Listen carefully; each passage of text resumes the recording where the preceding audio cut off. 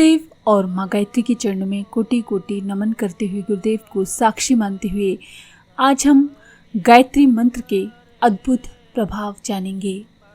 गायत्री मंत्र के इतने अद्भुत प्रभाव हैं कि आपको और हमको अंदाजा भी नहीं होगा कि गायत्री मंत्र इतना प्रभावशाली है। गायत्री मंत्र के अद्भुत प्रभाव और आश्चर्यजनक चमत्कारों के विषय में सिर्फ प्राचीन ऋषि मुनियों और साधु संतों ने ही नहीं अपने उद्गार प्रकट किए हैं, बल्कि आजकल के वर्तमान समय के ज्ञानी व्यक्ति भी जिन्होंने विदेशों से उच्च कोटि की शिक्षा प्राप्त की है, वो भी मुक्त कंठ से गायत्री मंत्र की प्रशंसा करते हैं। थियोसॉफिकल सोसाइटी के एक प्रमुख नेता हुए हैं श्री कृष्ण मूर्ति जी। इन्होंने गायत्री उपासना के अनुभवों का वर्णन करते हुए लिखा है, विशेष रूप से गायत्री मंत्र के प्रयोग करके हमने ये अवलोकन किया है और उसका परिणाम अद्भुत जान पड़ा है। इस मंत्र का उपयोग स्वार्थ के लिए ना करके परमार्थ के लिए करना चाहिए। देवता भी जहाँ गायत्री का मंत्रोच्चारण होता है वहाँ सहायता देते हैं। गायत्री सूर्य भगवान के आवाहन का मंत्र है और जब उसका उच्चारण किया जाता है तभी जप करने वाले पर प्रकाश की एक बड़ी लपक यानी सूर्य की रश्मि स्थूल सूर्य में से पड़ती है। प्रार्थना के समय चाहे सूर्योदय हो रहा हो, चाहे दोपहर का समय हो या संध्या का जब सूर्य अस्त हो रहा हो, या चाहे मध्य रात्रि का समय हो, सूर्य की रश्मि सूक्ष्म रूप से जप करने वाले पर अवश्य पड़ती है। रात्रि के समय तो वह लपक पृथ्वी को भेद कर आती है। ये प्रकाश श्वेत वर्ण का सुनहरापन लिए होता है। जब उसके द्वारा जप करने वाले का हृदय भर उठता है तब उसमें से इंद्र जैसे 7 रंग बाहर निकलते हैं और जो कोई करने वाले के सम्मुख होता है, सामने बैठा हुआ होता है, उस पर शुभ प्रभाव डालते हैं। ये प्रभाव जप करने वाले के हृदय से ही बाहर नहीं निकलता, बल्कि उसकी ओरा से भी अर्ध चंद्राकार में प्रकट होता है। किरण के सामने कोई मनुष्य बैठा हो या आता हो तो उसके मस्तक और हृदय को स्पर्श करती है ये ओरा और इन अंगों के दोनों चक्रों को जागृत करती है। प्रत्येक किरण एक ही नहीं बल्कि अनेक मनुष्यों पर प्रभाव डालती है। अगर साधारण मनुष्य की प्रभा उसके शरीर के बाहर 18 इंच तक निकलती हो तो उसके नीचे के भाग 9 फीट लंबे और 5 फीट चौड़े क्षेत्र में फैल जाता है। जिस व्यक्ति का साधना द्वारा विशेष विकास हो जाता है उसके शरीर की प्रभा चारों ओर 50 गज तक फैल जाती है और जब तक उसका आधा भाग वृत्ताकार बनता है तो बहुत दूर दूर के व्यक्तियों पर भी उसका शुभ प्रभाव पड़ता है।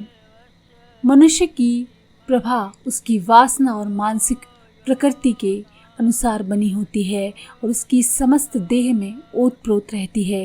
ये प्रभा मस्तक से जितनी दूर ऊपर की तरफ जाती है उतनी ही दूर पैरों के नीचे पृथ्वी के भीतर भी पहुंचती है।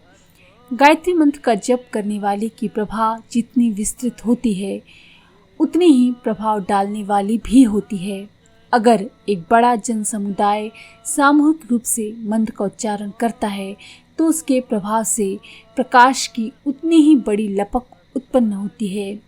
इससे समस्त मंत्र उच्चारण करने वाले एक रूप बन जाते हैं और उन सब में से जो 7 किरणें निकलती हैं उनका प्रभाव बड़े भूभाग पर पड़ता है। इसका अनुमान सहज में किया जा सकता है। कितने ही देशों के अध्यात्म विद्या विशारदों ने प्रयोग करके इसकी सत्यता को स्वयं अनुभव करके देखा है। इन प्रयोगों द्वारा ये भी मालूम पड़ा है कि मंत्रों का प्रभाव किस प्रकार पड़ता है। मंत्र का आशय ये है कि उसमें शब्दों को एक विशेष योजना के अनुसार एक विशेष ध्वनि में उच्चारण किया जाए। उसके प्रत्येक अक्षर में एक विशेष कंपन उत्पन्न करने की शक्ति पाई जाती है।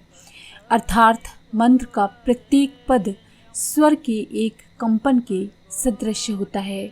मंत्रों में जिस नियम के अनुसार स्वरों की रचना की जाती है उसे ठीक प्रकार से उच्चारण करने पर अवश्य ही कंपन एक विशेष गति से उत्पन्न होते हैं और वे कंपन धीरे धीरे हमारे शरीर के भिन्न भिन्न कोशों को जागृत करते हैं और उनको शुद्ध बनाते हैं। इन शुद्ध बनाए हुए कोशों के उपासक मंत्रोच्चार करके अपने इष्ट देव को अपनी तरफ आकर्षित करने में समर्थ होते हैं। इसी क्रिया को देवता का आवाहन कहते हैं। इस प्रकार मंत्र का उच्चारण करने वाले के ऊपर असर करता है और उसकी प्रभावशीलता को बढ़ाता है। स्वर विद्या के जानकार कुछ वैज्ञानिकों ने विशेष यंत्रों के द्वारा इस बात को प्रत्यक्ष रूप से सिद्ध करके दिखलाया है कि स्वरों में एक विशेष प्रकार के कंपन या आंदोलन उत्पन्न होते हैं।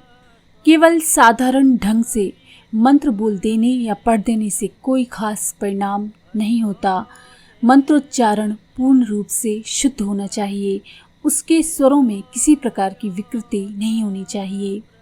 गायत्री मंत्र के विधि विधान और उच्चारण आदि के विषय में अब भी अनेक व्यक्तियों को पर्याप्त ज्ञान है। इसीलिए अगर हम प्रयत्न करें तो उससे अनेक प्रकार के लाभ उठा सकते हैं, पर ये तभी संभव है जब उपासक में आंतरिक श्रद्धा के साथ संकल्प बल भी हो। तीसरा गुण एकाग्रता भी है। डगमगाती स्थिति में करने पर तो साधारण काम भी पूरे नहीं होते, तब सूक्ष्म सृष्टि में रहने वाले देवताओं को आकर्षित करना उससे कैसे संभव हो सकता है। इसीलिए एकाग्रता होनी बहुत आवश्यक है। अंत में सबसे आवश्यक बात है देवता में उपासक का भक्ति भाव अथवा समर्पण का भाव होना। जब इन बातों के साथ मंत्र का प्रयोग किया जाता है तो उससे अवश्य ही हमारा और दूसरों का भी कल्याण हो सकता है। इसके विपरीत जो लोग मंत्र को जादू की तरह समझकर चाहे जैसा अपवित्र जीवन बिताते हुए केवल किसी मंत्र का उच्चारण कर देने से देवताओं को बुलाने या उनसे भले बुरे सब कार्य सिद्ध कराने की आशा करते हैं, वे मंत्र विद्या से अनजान हैं और ऐसे ही व्यक्ति उसकी बदनामी के कारण होते हैं। मंत्र विद्या शुभ और कल्याण के कार्यों के लिए ही है और सच्ची श्रद्धा और भक्ति और उपयुक्त विधि से उसमें सफलता मिलती है। तो इस तरह से गायत्री मंत्र का अद्भुत प्रभाव कैसे साधक को प्रभावित करता है ये आपने जाना।